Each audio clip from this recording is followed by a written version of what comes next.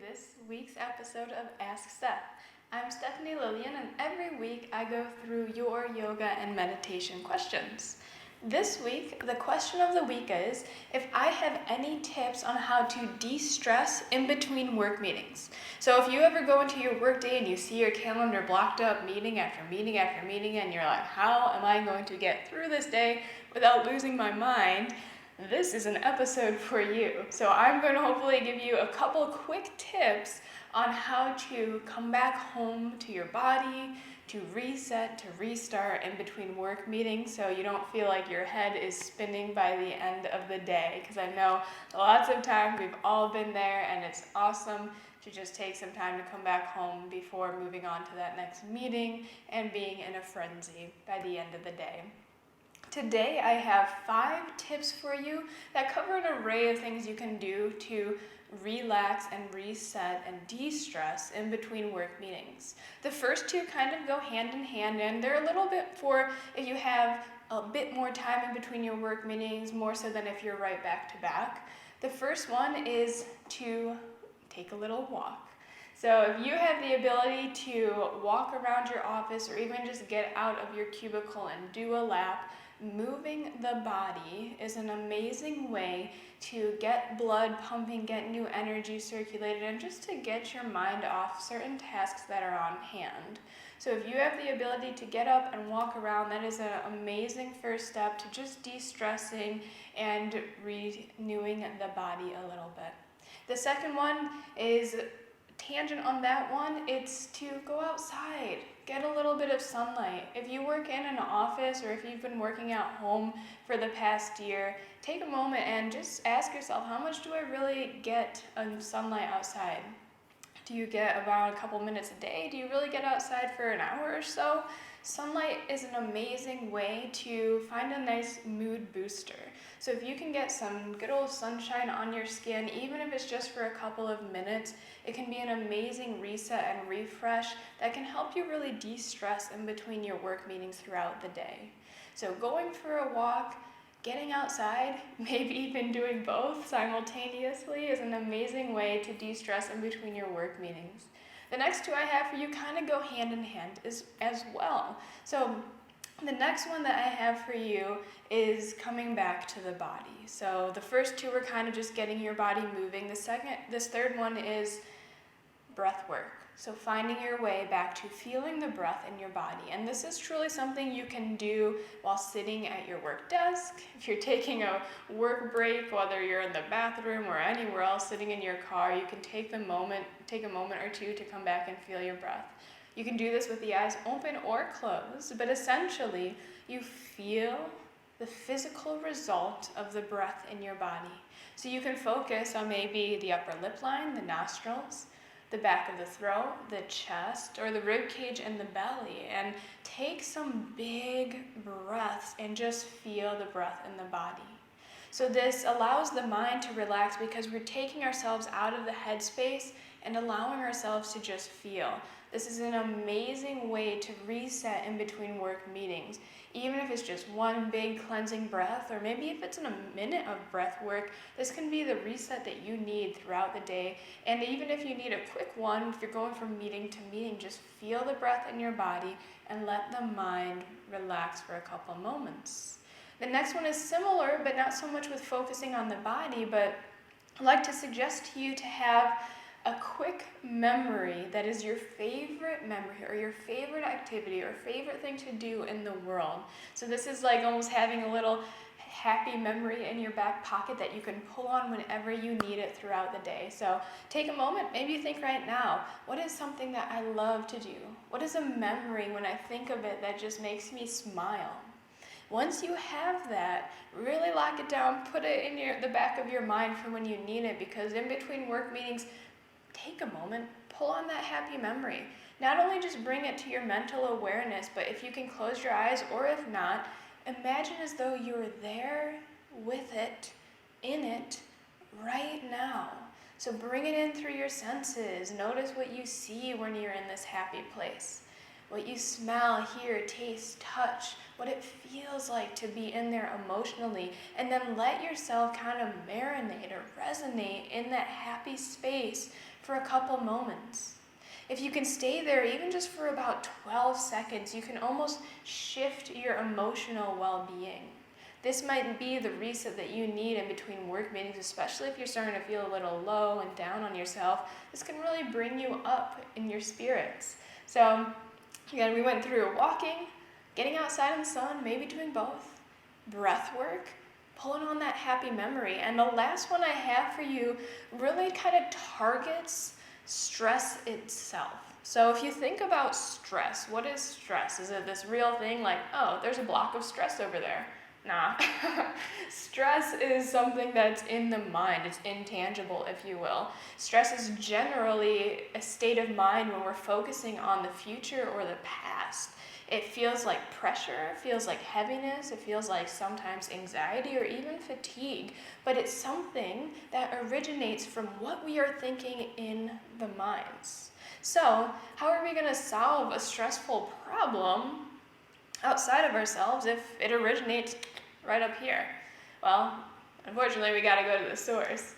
Generally, when we're going throughout our work days, things add up. Sometimes we start thinking to ourselves, oh my gosh, I don't think I'm going to meet that deadline. Or, oh no, I really said something that I shouldn't have. This person took it the wrong way. Or, I really don't want to be here today. And all these thoughts can add up when you start to kind of go throughout your workday. And again, you may not be experiencing these thoughts in particular, they're just examples, but stressful thoughts are just that.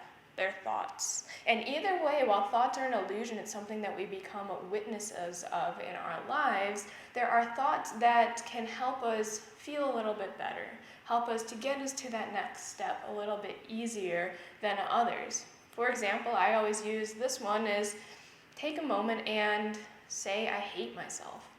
Whoa, that's an extreme statement, but notice how it feels to think that. If you were to repeat that thought over and over and really believe that as truth, how would you feel about yourself? How would you go about your day? What would happen? What would change? What would stay the same? Switch that to I love myself. What if you truly, truly, truly believed that you loved yourself? Repeat it a couple times. I love myself, I love myself, I love myself. And just notice the energetic, the emotional charge that it leaves within your body. So again, the way that you think and the way you look at the world has a huge impact on what you feel. So if you're feeling stressed out, that is your body telling you that you are thinking stressful thoughts. So this last tip is to find the opposite thought of what you're thinking. So let's take an example for this. You're going throughout the day, you have all these meetings, maybe you're working on a work project and you just do not see how you are going to get this project done in time. You've convinced yourself, I'm not going to get this done in time. There's no way I'm going to meet this deadline. And you begin to start feeling stressed and like you don't have enough time and you don't know what to do, and maybe the palms start sweating, the head starts spinning, the heart rate starts increasing, and you almost get yourself worked up into this anxiety state. What is the opposite of I'm not going to reach my deadline? Take a moment, take a stab at it. What is the opposite of that phrase, word by word, just to flip it on its head? Well, if you're having a little difficulty, the opposite of that is I am going to meet my deadline. I am going to finish the project in time. Feel kind of that wash of good energy that feels like floods over you when you think a thought like that. Now, you mentally may not be able to understand how that could be true, and you can probably come up with 10,000 reasons why you're not going to meet that deadline, but when we begin to practice new thoughts, we practice and try on different hats, if you will, and find what emotionally feels better. And I'd like to suggest you to go with, to experiment, to try on, and maybe even play around with those ones that feel better, because the body doesn't lie. Once you find one that feels emotionally better, though you may not think it's the truth, I'd like to challenge you to come up with 3 reasons how that could be true. Okay, so we've tried on this thought that I will meet my deadline. I don't believe it. there's no way I have 100,000 reasons why I'm not going to meet that deadline, but can I come up with 3 reasons that could support that statement as the truth? Well, for one, I've met deadlines in the past that I didn't think I could meet. For 2, I have an amazing team, and that if I really need to delegate, they'd be more than willing to help me out. And 3, this is a tough one because I've never thought this way before. Let me think a little bit. A 3rd reason why I'm going to meet this deadline, because I have the ability within me, the support of my team, the positive thinking now, and it can work. There's a way. Maybe it's just a 1% chance, but it could work. And the more that we start to think and give ourselves reasonings and create this new network in the mind, the more our emotional feelings begin to switch. I did really bad in that work meeting. Okay, that's your opinion. That's one way of looking at things. Can you figure out 3 reasons why you did really good in that meeting?